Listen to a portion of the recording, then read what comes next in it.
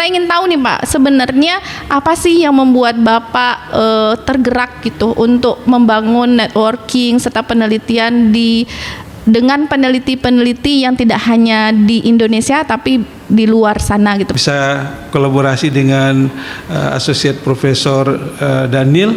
Nah, dengan dia kemudian diajak untuk menulis proposal dan juga publikasi bersama. Jadi artinya ketika ada kesempatan itu kita harus memanfaatkannya sebaik mungkin. Jadi artinya tadi kalau ditanya latar belakangnya sebenarnya ya banyak sekali kemudahan, kesempatan yang kemudian muncul ya awalnya tidak untuk kolaborasi tapi akhirnya dosen di perguruan tinggi seperti Bapak yang sudah mencoba melanglang buana gitu ya Pak ke berbagai negara dan membawa pengalaman-pengalaman riset, mungkin ibu-ibu dan bapak-bapak.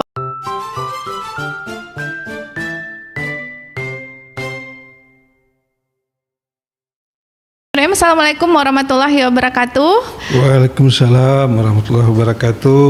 Oke, selamat siang pemirsa semua.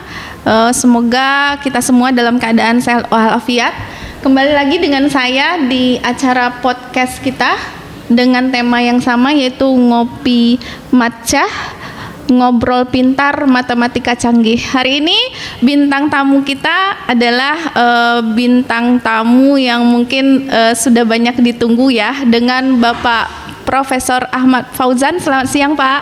Selamat siang Bu Uli. Oke. Mungkin hari ini kita akan bertanya-tanya atau mengulik pengalaman Bapak mengenai riset temanya kita hari ini Pak. Oke. Ya. Mungkin saya akan mulai dulu dengan pertanyaan pembuka ini Pak. Dimana kita sangat tahu ya sepak terjang seorang Bapak Prof. Ahmad Fauzan di dalam dunia penelitian, sudah berbagai mungkin sudah bekerja sama di berbagai negara mungkin gitu ya. Nah, kita ingin tahu nih Pak, sebenarnya apa sih yang membuat Bapak tergerak gitu untuk membangun networking serta penelitian dengan peneliti-peneliti yang tidak hanya di Indonesia tapi di luar sana gitu Pak, di luar negeri. Oke, terima kasih. Pertama, terima kasih untuk mengundang saya ke podcastnya Bu Uli, dan kemudian juga terima kasih untuk pertanyaannya. Saya kira semua akademisi ya ingin kerjanya itu berkontribusi terhadap dunia pendidikan, dan kesempatan itu tidak mudah untuk diraih. Nah, jadi melalui networking yang kita bangun, saya kira banyak sekali kesempatan-kesempatan yang kita peroleh, terutama untuk riset. Nah, sebagai contoh saja, saya hanya kebetulan saja ketemu dengan Prof. Inge Suang di Sumba sana dalam kegiatan yang lain. Nah, itu bukan kenalan Bapak semasa kuliah, bukan Pak? Ya, jadi kebetulan saya melakukan akreditasi di Sumba, terus diperkenalkan dengan Prof. Inge, kemudian berbicara, berkomunikasi, dan akhirnya Prof. Inge-nya malah bersedia datang ke Padang setiap tahun, dan akhirnya kami juga melakukan riset kolaborasi. Jadi artinya dengan membangun networking kita punya kesempatan yang banyak. Juga contohnya kemarin ketika ke Norway kan sebenarnya bukan dengan saya hanya inginnya sebenarnya hanya bertemu dengan salah satu profesor namanya Profesor Farzad. Nah, dari Profesor Farzad dia memperkenalkan yang lain, akhirnya juga bisa kolaborasi dengan Associate Profesor Daniel. Nah, dengan dia kemudian diajak untuk menulis proposal dan juga publikasi bersama. Jadi artinya ketika ada kesempatan itu kita harus memanfaatkannya sebaik mungkin. Jadi artinya tadi kalau ditanya latar belakangnya sebenarnya ya banyak sekali kemudahan, kesempatan yang kemudian muncul ya awalnya tidak untuk kolaborasi tapi akhirnya kita bisa berkolaborasi. termasuk dia mungkin pengalaman mengorganisir 3 kali seminar internasional, Seminar internasional. ya, terus Di S3, Pak? Ya, di S3. Nah, dari narasumber akhirnya kita bisa bekerja sama, termasuk juga dalam bidang penelitian, salah satunya dengan Prof Abdul Halim dari UTM, ya, kami juga menulis bersama, kemudian sekarang dengan Prof Profesor Dr. Gumpanat, di Thailand, ya Pak. Oke. Ya. Berarti itu karena ada peluang lalu kita manfaatkan dan Iya. maksimalkan gitu ya Pak. Tapi tentu tidak lepas dari kita ingin berkontribusi di dalam dunia pendidikan ya Pak. Maksudnya di dalam riset di universitas atau ingin mendapatkan pengalaman-pengalaman yang mungkin akan kita bawa ke kampus kita gitu ya Pak. Nah, saya ingin menanyakan nih Pak, pengalaman-pengalaman apa yang Bapak peroleh selama penelitian-penelitian bersama orang-orang yang sudah Bapak sebutkan seperti Inge Swang, kemudian yang terbaru itu dengan Bapak Dr. Gumpanat ya Pak. Maksudnya apa yang bisa Bapak bawa atau Bapak berikan kontribusinya baik ke kampus, ke mahasiswa, pengalaman apa kira-kira tuh Pak? Ya, kalau salah satunya saya kira adalah topik yang diteliti ya. Misalnya dengan Prof. Inge Swang saya baru mengenal juga tentang mathematical cognition ya. Mathematical Kemudian cognition. dengan mathematical cognition itu akhirnya juga bisa membimbing mahasiswa juga. memberikan Sudah selesai disertasinya satu orang, kemudian juga juga mahasiswa S2 sudah ada selesai 3 orang.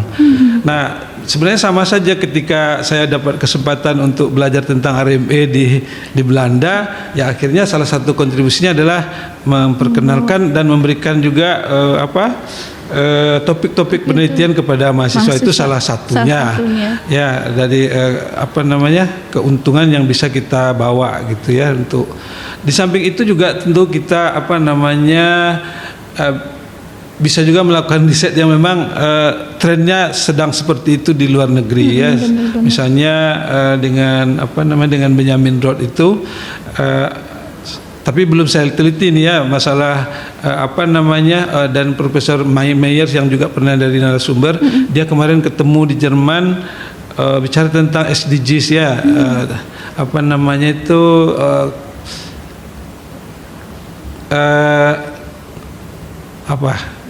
Kemajuan berkelanjutan, artinya maaf lupa saya apanya ya. Jadi dia sekarang meneliti itu tentang environment dengan matematik. Jadi topik-topik itu tidak kita kenal sebelumnya, tapi Belum setelah ada, saya ya, Pak? bertemu dengan dia, banyak juga ide riset yang mungkin bisa kita kembangkan nanti ya, terkait dengan topik. Jadi artinya mereka umumnya lebih dulu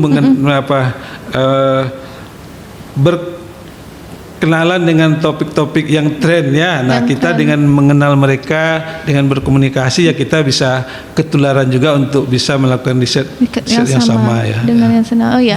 Berarti pengalaman-pengalaman itu bisa dijadikan sebagai ide riset mahasiswa ya Pak, baik S2. Tidak hanya mahasiswa, kita juga sendiri. Oh iya, dari dosen-dosen sendiri juga itu gitu ya Pak.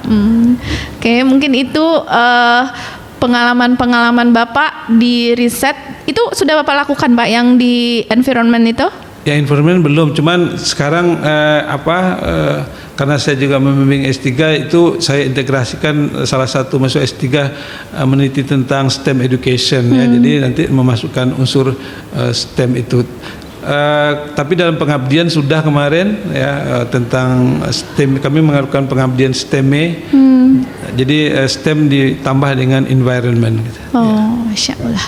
Gitu ya teman-teman semua, berarti kita sebagai dosen di perguruan tinggi seperti Bapak yang sudah mencoba melanglang buana gitu ya Pak ke berbagai negara dan membawa pengalaman-pengalaman riset, mungkin ibu-ibu dan bapak-bapak dosen ataupun mahasiswa-mahasiswa yang ingin lanjut ke perguruan tinggi bisa meniru semangat Bapak dalam melakukan penelitian gitu ya. Mungkin pertanyaan terakhir ini Pak, apa pesan Bapak nih kepada pendengar kita di Kopi Macah tentang bagaimana mereka mungkin akan melakukan seperti saya ini Pak, dosen yang masih maksudnya merintis dalam riset itu punya semangat dan gairah riset sampai ke luar gitu Pak. Maksudnya ada nggak pesan-pesan yang mau Bapak sampaikan? Silakan Pak. Wah, ini pertanyaan yang sulit. Ya, sebenarnya sebagai akademisi saya kira itu nature kita, memang kita menjalin networking ya. Nah, jadi jangan segan-segan ya, misalnya seperti kemarin ketika kita ICM 2E ada peserta dari luar negeri, itu sebenarnya kesempatannya jangan hanya sampai seminar itu saja, kita harus kontak dengan dia, lanjutkan kontak dengan dia, dan dari dia akan kita temukan orang yang lain. Jadi artinya membangun networking itu sangat penting untuk kita sebagai akademisi, dan insya Allah selalu ada terbuka jalan baru ya, jalan baru bagi kita kalau kita membangun networking itu. Tidak masalah sebenarnya masalah kendala bahasa, karena juga tidak semua orang bisa berbahasa Inggris dengan baik ya, tapi dengan bantuan teknologi dan sebagainya sekarang ya komunikasi itu bisa berjalan lancar. Nah, jadi artinya ambillah semua kesempatan itu ya, untuk membangun networking dalam bidang akademik, sehingga kita nanti ya punya banyak networking dan kita akan bisa memetik hasilnya dari itu. Kapan saja. Jadi kalau misalnya kita pergi seminar offline begitu, kita tidak tidak sibuk dengan urusan kita sendiri ya, kita membangun ya, Pak, kita harus membangun networking, jangan sungkan-sungkan lah begitu ya. Pada hakikatnya sebenarnya saya juga dulunya pemalu ya, artinya sungkan, tidak berani untuk berkomunikasi, tapi dengan memberanikan diri ya akhirnya rasanya setiap berkunjung ke satu negara gitu selalu dapat tambahan dari yang kita tuju gitu ya, tidak hanya tidak hanya dengan orang yang kita tuju saja, tapi selalu dengan temannya, dengan kolega yang lain ya.